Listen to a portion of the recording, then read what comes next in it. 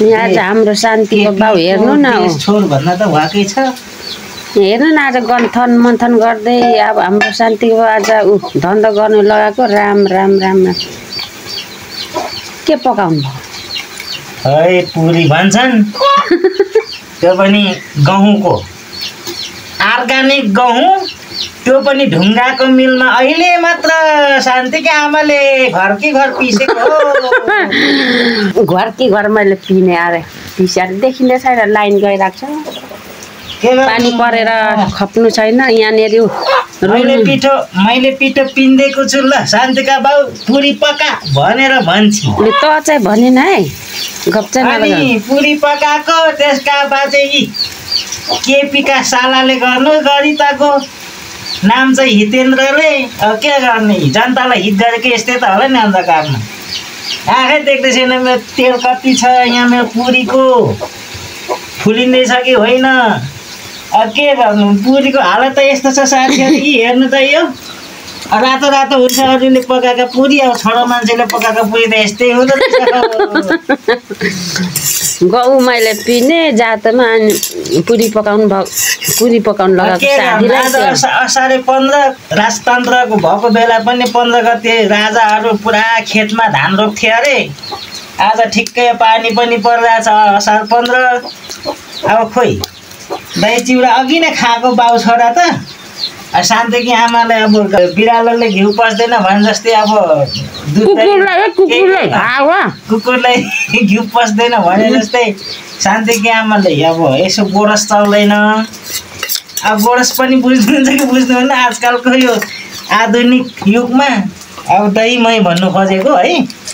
अब पहिला हाम्रो बाजेहरू चाहिँ गोरस भन्थे त्यही भएर मैले फ्याक्ट सुनेको शब्द पनि निस्केछ कि अनि तपाईँहरू पो कन्फ्युज भइहाल्नु होला अनि हामी चाहिँ एक चरण अघि नै दही चिउरा बिहान खायौँ अनि हामी चाहिँ टम्मै हुरी ढडिरहेछ यहाँ शान्तिकी आमा चाहिँ के गर्नु बिहान आज बिहानै उठेर घरकी घरको रुमा जाँतोमा गहुँ पिसे कि हेर्नु त त्यो पनि अब के गर्नु मिल जाउँ त अब अलिक टाढै छ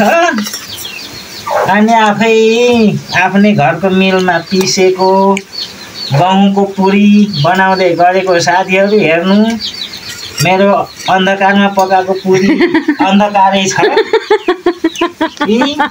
अब अरूले उज्यालो पकाएको छ्याङ हुन्थ्यो र के गर्नु हो छोरी मान्छेले गर्ने काम र छोरा कति फरक पर्छ यस्तै 15 घण्टा भयो साथी हाम्रो यहाँ नि हाम्रो शान्तिको बाउले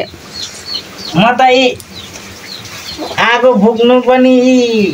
पनि फुक्नु पर्छ धुवाले मेरो आँखा चिम्ली जान्छ घरि हातमा कालो लाग्छ घरि बाहिर जान्छ हात धुनु हौ गाह्रो छ मलाई ल साथीहरू यहाँ माथिदेखि पेल्दै बेर्नामा यहाँ माथि अघिनामा पुगेछ फेरि सर्दैछु यो यहाँ तल थियो के गर्नु यस्तो छ म त साह्रै पो मेरो ढङ्ग छैन कि क्या हो धन्न शान्तिकी आमाले पर्खिरहेछ मलाई उस्तै भए त नि गुनी उचालेर छोडिसक्थ्यो होला छोरी मान्छेले पकाएको बेला नुन लागेन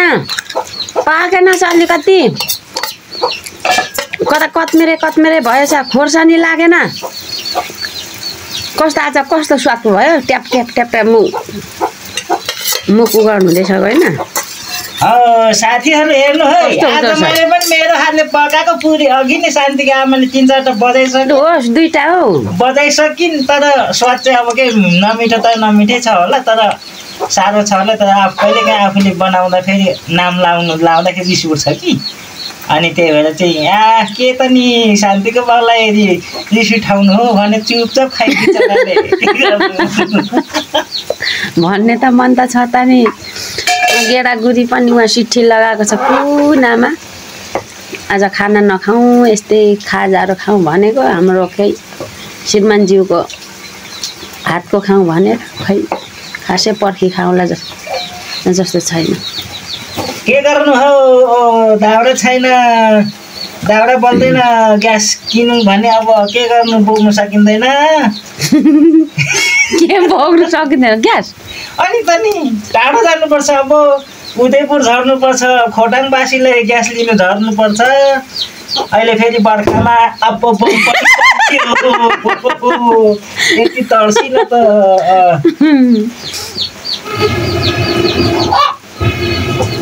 अन्धकारमा बन्दुकहरू पड्किएको बेला भने जस्तो अन्धकारमा मेरो यहाँ बम पड्केर तर्से नि हौ साथीहरू त्यति नपकाउनु बेलुका पकाउनुपर्छ लास्ट यो पकाउन त तपाईँको हरिबिजोग देखेर मैले अगाइसकेँ यता खानु त होइन तपाईँको धन्दापात गरेको देखेर म अगाइसकेँ यति त छ म पकाउँछु नि यत्रो डल्लो थियो सकिसक्यो अब यति छ 2-4 निस्किन्छ होला 2 3 4 5 6वटा निकाल्नु पर्यो तपाईहरु चाहिँ असार 15 कसरी मनाउनु हुँदैछ हामी त यसरी पो है ए ढङ्ग न रङ्ग आज हाम्रो श्रीमानलाई चाहिँ पालो दिएको थिए के कस्तो गर्नु हुँदो रहेछ भनेर हेर्नु न के गर्नु हो उहिलेका सासु आमाहरूले बुहारीलाई कति गाह्रो छ भनेर सिकाउँथ्यो अरे त्यसरी नै मलाई पनि शान्तिकी आमाले आज हेर असार 15 को दिन ल त हेर बुढा तिम्रो हातका खाऊ भनेर गरेको हैन मलाई आज अलिक सञ्चना भएर चाहिँ हो पकाउनु लगाएको छैन त कहाँ म पनि त्यति साह्रो त सन्चो छिनली त्यही भएको कारणले के गर्नु त सुत्नु गए मनले ढल दिएन आएर पर्खिनु पर्यो भनेर